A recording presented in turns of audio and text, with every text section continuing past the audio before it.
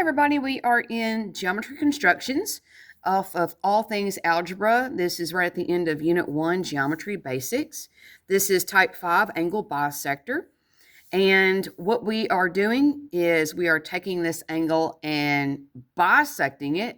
And what that means is we are making two angles from that one angle that are going to be equal to each other. So if you come down here to step number 4, as you can see, we started with the original ABC angle, and we bisected it with, this is called ray BZ, and these two now smaller angles are equal to each other. Okay.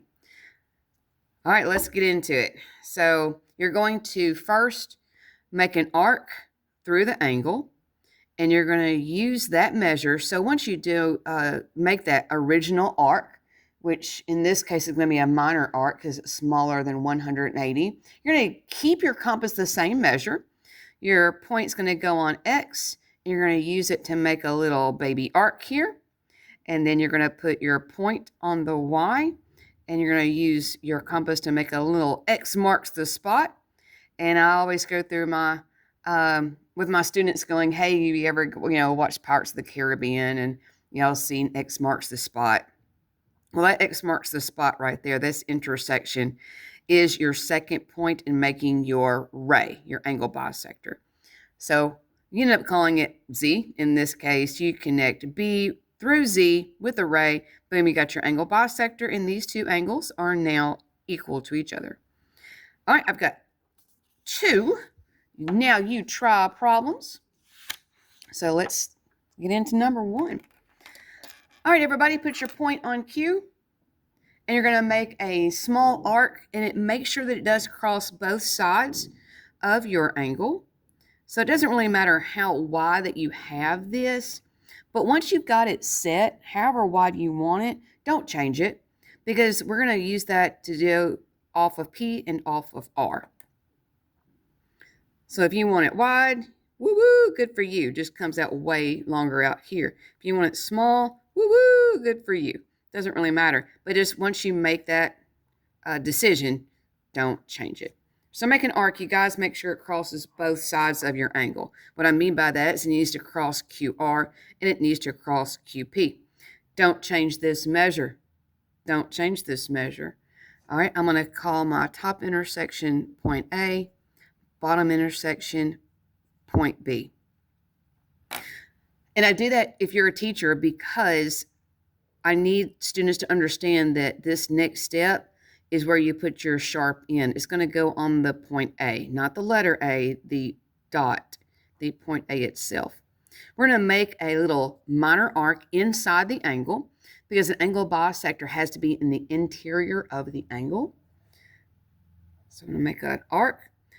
Don't change the compass. Put your point on point B, not the letter B.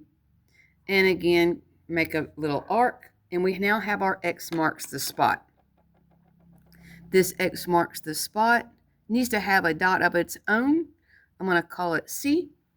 And what we have created is where our ruler goes in order to make our ray for the angle bisector. So I'm going to grab my ruler. I'm going to connect Q through C. So you can see I've got my 2 points on the edge of this ruler, so I can use it to make my angle bisector. All right, you guys, there are your steps. Make your arc. Don't change the compass. Put your point on A, little arc. Put your point on B, little arc. That creates your X marks the spot.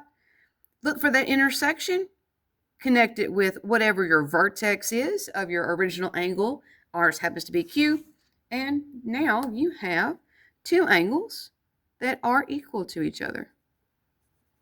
It has been bisected, angle PQR. Okay, let's do it again. Well, angle 1 was an acute angle, and number 2 is obtuse. Obtuse means that it's bigger than 90 degrees, but does not change the order and the steps that we do. We are going to do the exact same steps in the exact same order. So I'm looking for a little X marks the spot inside my angle. So I'm looking for somewhere right in here, I would imagine. Step number 1, Put your sharp end on the dot for or point for K. And you want to make an arc that crosses both sides. So it has to cross KL and KJ. Because I'm at an awkward angle and I'm under there for the video. I'm going to use my paper, make my life a wee bit easier. And I need to move things on my desk, apparently. Don't change the size of your compass. Keep this length right here the same. Put your sharp end on the point A. And you're going to make a little arc on the interior of your triangle. So a triangle, my goodness, where'd that come from? How about angle? Same thing, put your sharp end on B. You trade hands. And again, you want to look for an intersection.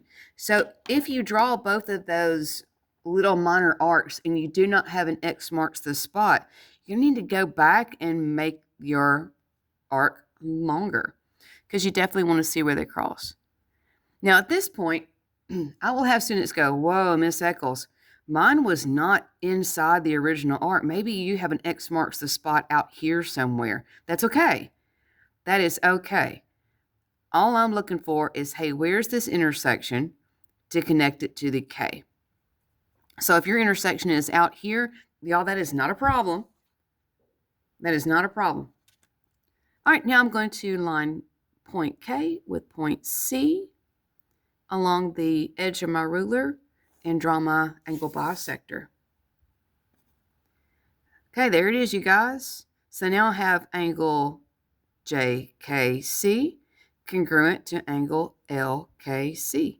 These two angles are equal to each other. All right, very well, y'all. There are your steps for the angle bisector.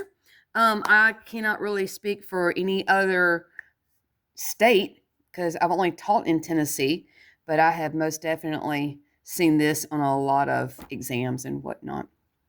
All right, you guys, good luck. If you have any questions, please let me know and ask your teacher. We like to help. My goodness, that is why we became teachers. We want you guys to ask those questions. Good luck to you. Practice problems are all yours. Have a good time with it. And yeah, see you later.